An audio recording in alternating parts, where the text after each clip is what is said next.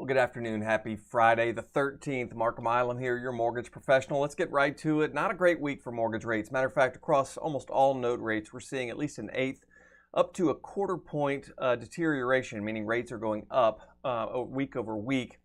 Some of this is a little bit to be expected based upon the economic data that we've received. So we got a report on labor. The headline number came in strong. That's worrisome for the Fed because it could reignite inflation.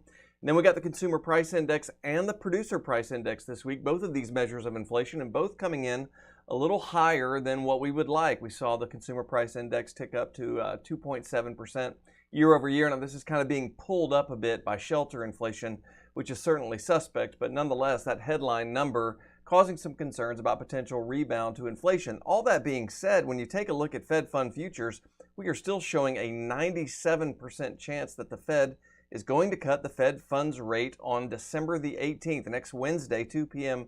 Eastern time. So 97% chance.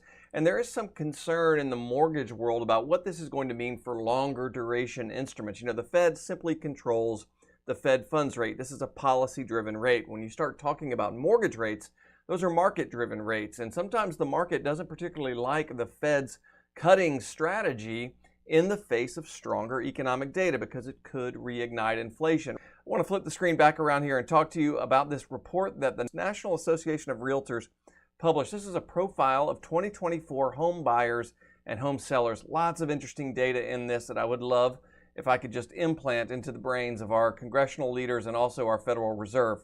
Let's take a look at what 2024 held for home buyers. The median age for first-time home buyers reached an all-time high at 38 years old. The average first-time home buyer age was 38 years old. In the 1980s, the typical first-time home buyer age was in their late 20s. First-time home buyers represented the lowest percentage of home buyers ever in the history of this report. We can go back 43 years to 1981 when the National Association of Realtors started tracking this data. We have never seen a number that low. 24% of the market was first-time home buyers. 32% of first-time home buyers cited saving for a down payment as the most difficult step. 26% of all home buyers paid cash for that home. That's an all-time high. 1/4 of all home buyers paid cash for their home.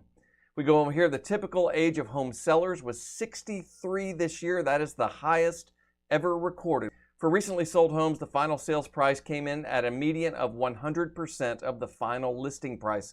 This continues to be the highest recorded median since 2002. No downward pressure on home prices here. The median age of home buyers here from 1981 to 2024. And I'll call your attention to this light blue line, first-time home buyers. And there it is right there, 38 years old. Last year it was 35 years old. The year before that it was 36 years old. And you can see going back in time all the way to the 80s how we've progressed from the high 20s all the way to the high 30s in terms of first-time home buyer age. Not to be outdone, take a look at repeat buyers, all the way up here at 61 years old, right? 61 years old is the average age of repeat buyers right now. That's the highest ever recorded as well. Characteristics of first-time home buyers, you can see 24%, the lowest on record since 1981. 43 years ago, 24% of all home buyers were first-time home buyers. That is a record low. It certainly bears mentioning that affordability is the biggest issue facing housing, and we really are going to need something other than the Federal Reserve to help improve that picture. And that's where we've got to shift our focus now to our congressional leaders and the President-elect of the United States, and hopefully look for solutions to make housing more affordable. If I can be of any service to you over the weekend, don't hesitate to reach out, mark.milam@highlandmtg.com.